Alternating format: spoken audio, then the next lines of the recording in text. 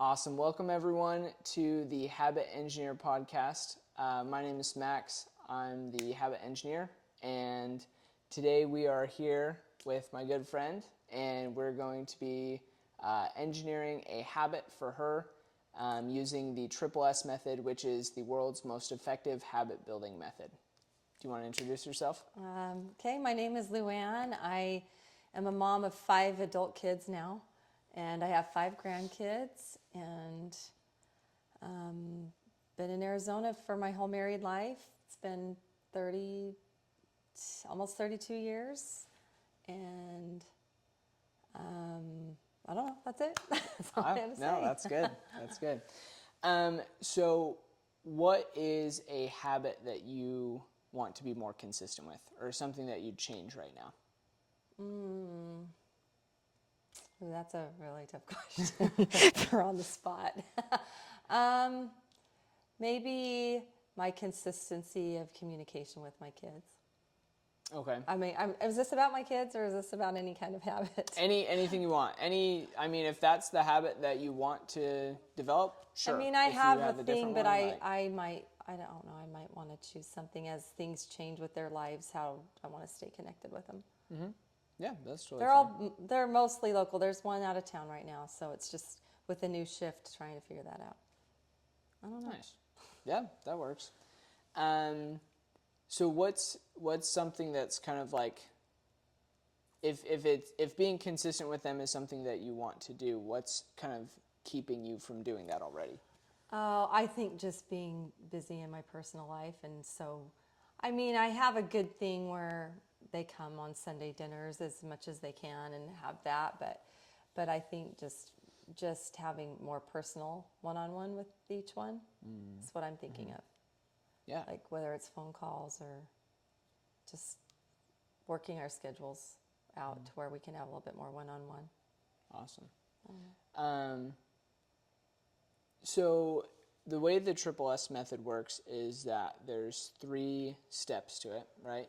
The first step is that you make your habit specific, and you do that by giving it a what, a when, and a where. So essentially, the goal is to make it so specific that you can visualize it like you're watching a movie in your head. What happens psychologically is that when you attach an action with a location and a time, it creates what's called neural resonance. So basically, like, the idea or the habit just weighs a lot more on your brain. It makes it easier to remember. So as far as wanting to be more consistent with reaching out to your kids, put that in the what, when, and where format. Like, what would that look for you on a day-to-day basis? I'd probably have to break it down to each individual kid and what they're doing. A what, where, and when. Like, my oldest son has Fridays off, typically. And I could maybe do once a month lunch, like FaceTime or, being together so we could actually be face-to-face conversation. And have it be every second Friday of a month or something like that. That's what I'm thinking. I don't know. What, where, and why? What did you say, or when? What, when, and where. What, when, and where. All right. And the location would shift. Yeah. So... I mean, that's an example. I have no idea what I'm doing here. You're good. You're good. Ideally, we want to kind of structure something that's on a daily level. Oh, in order to maintain momentum and consistent. Well, you not necessarily, right? Because you have 5 kids. Mm-hmm. You could say for Monday through Friday, like the weekdays, right? Yeah, I could choose a day per kid. Right, a day per kid, right? It's life is limitless, right? You can structure it, you can do whatever you want with it. It's just making sure that you are structuring something that you want in a way that will actually stick so you can be consistent with it, right? And that's what the Triple S method does, or helps you to do. Yeah. So if that's what you want, then we do that. We just figure out a way, we just engineer it, tinker with it until we come to something that works for you, right? So is that something that you would want to, is that like something you want to keep going with, or you're like, actually, let's switch gears to a different habit, or what do you think? I may as well just go forward with it, do something about it. Okay. I would need time to think about something else right now. Yeah, no, that's fine. And okay, so then if we were to try to give something that daily aspect, what do you think that would look like? Like, what would be something that you could do consistently that would also help you to maintain that and build and nurture that personal relationship with your kids?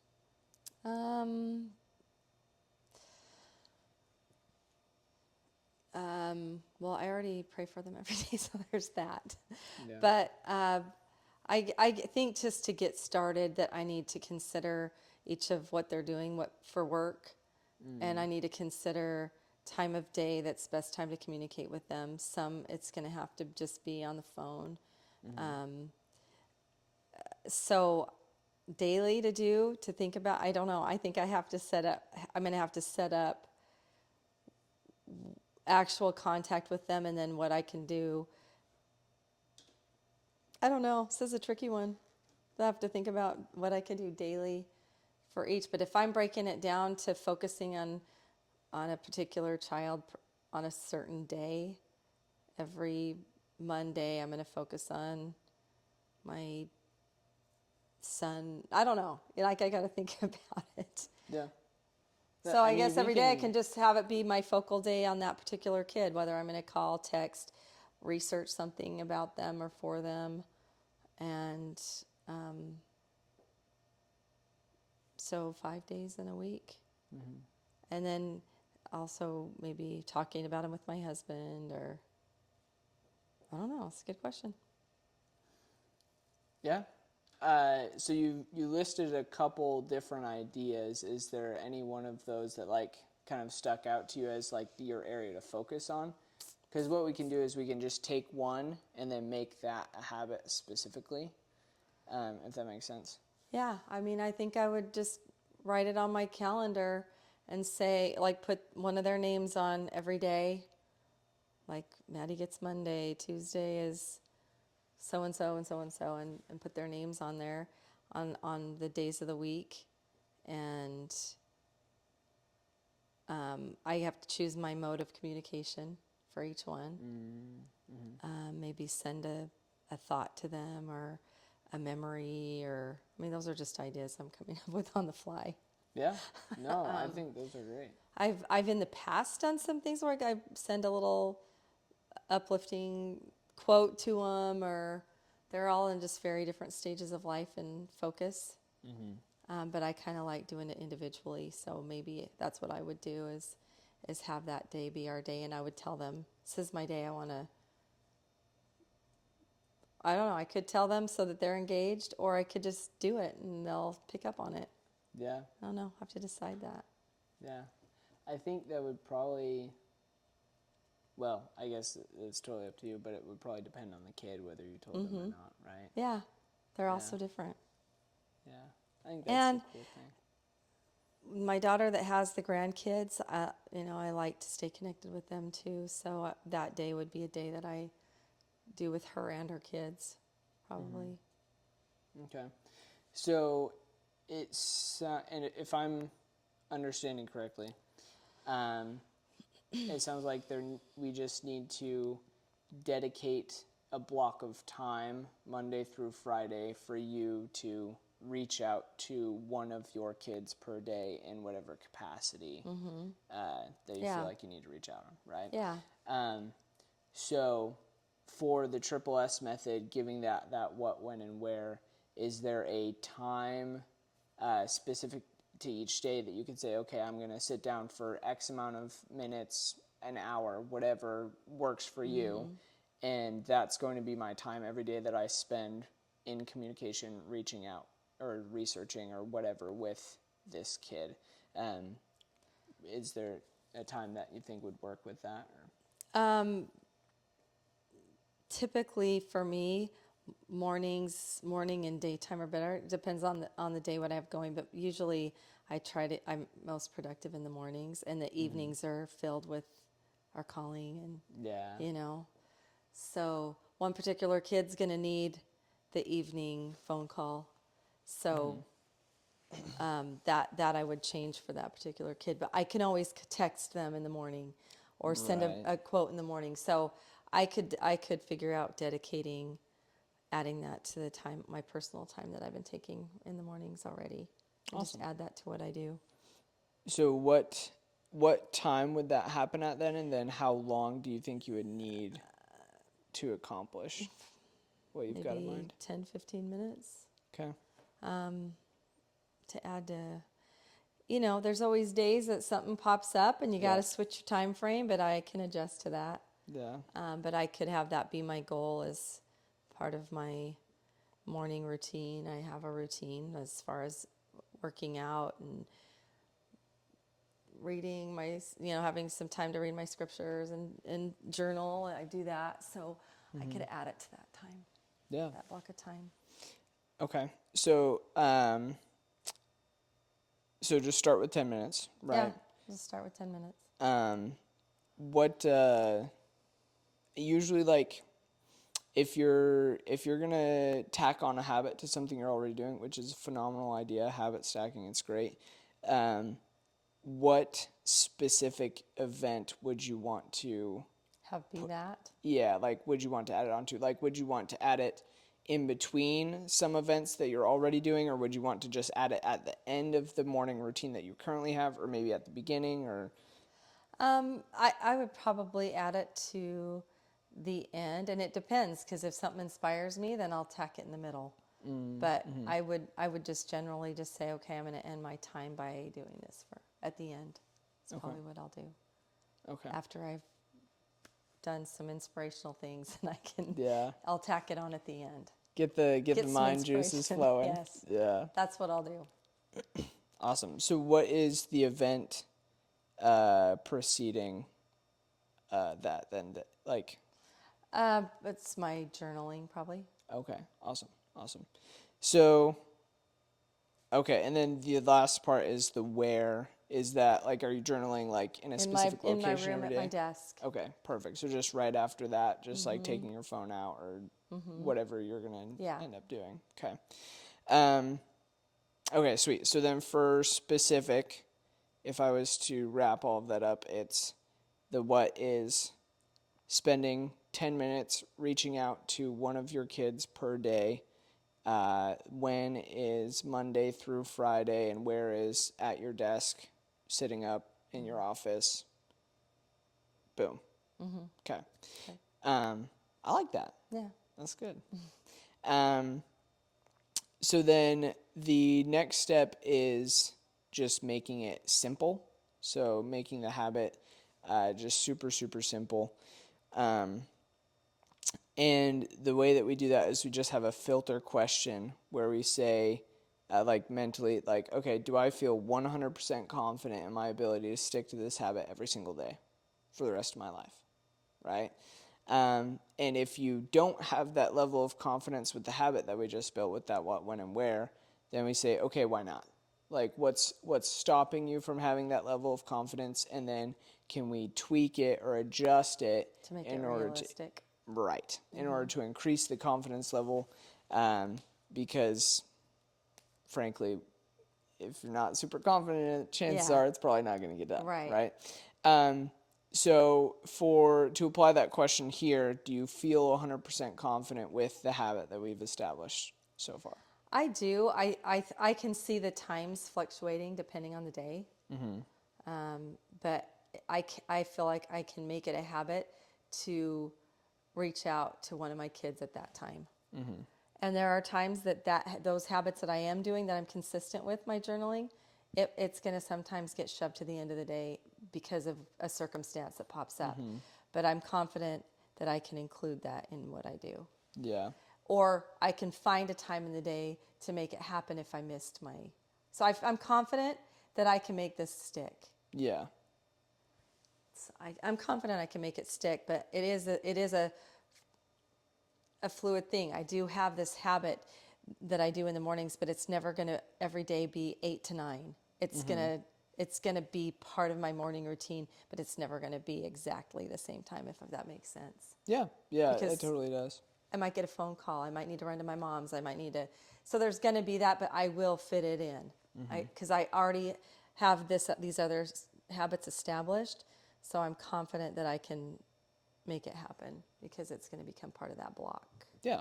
If that makes sense. And no, that totally makes sense. I think that's something that people misunderstand about habits a lot of times is like, it doesn't need to be like, oh, okay, It's I 8 have to o'clock, do I this have from to do 8 this. to 8:30, and then if I don't do it, I'm a failure, right? Yeah. Like, that's just not how it works. Like, when it comes to, so one of my favorite quotes in kind of the genesis for the Triple S method is James Clear's quote where he just says, habits are the compound interest of self-improvement, right?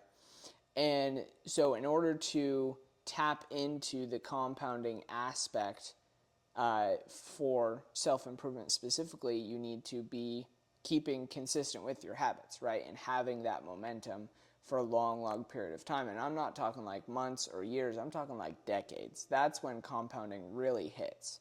Like you run a compound interest calculator from a financial perspective, you're going to compound every single year, but the first 10, 20 years, you're probably not compounding that much. But when you hit like 40 years, 50 years, oh shoot, like that's real money, right? Yeah. And the same thing applies with you or me or anyone. Like when you're bettering yourself, being able to have that consistency will create those exponential returns the longer and longer you do it. And people, like, I think a lot of people, there's a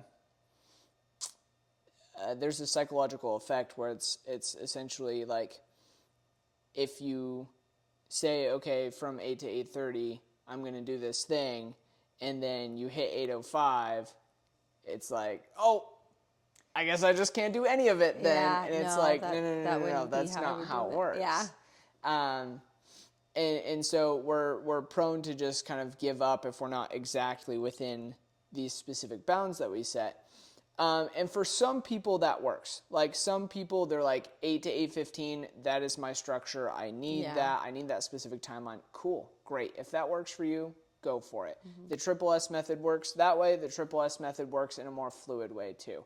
And because there's different ways to make a habit specific enough that it will actually stick, right? You've attached it to a string of habits that you're already doing, and those string move depending on the day, but you're attaching it to the string that already is happening, right? Yeah. So it still has that specificity with it, even if it's not necessarily like, oh, from 7 to 7:10 in the morning, right? It's and I shouldn't mock anyone who does that because I do that too. But you have, like, I have both. I have habits that are attached to strings. I have habits that are specific times. It just depends on the person and on the specific habit, right? And I think that point is kind of overlooked a lot. That people, like, the key to compounding as far as self-improvement goes is just maintaining momentum for a longer period of time. And momentum doesn't care about specific quantity. Momentum just cares about the quality and that there was a effort made every single day, right? So momentum allows for a lot of fluctuation and movement within your goals as long as it's within a more general time period. Okay, cool. So that's simple. And then the third S is sealed. So you seal your habit with like a 1-second celebration. And even if it's something silly or goofy or whatever. On a daily? Yep, on a daily. So every time after you complete your habit, you do like some kind of tiny little celebration. And there's a B.F. Skinner quote where he just says, what gets rewarded gets repeated, right? So what you're doing when you complete your habit, you're in celebrating that, you're registering in your brain like, this is a win, this is a good thing, and so your brain is like, oh, this is a good thing, I want to do more of this thing.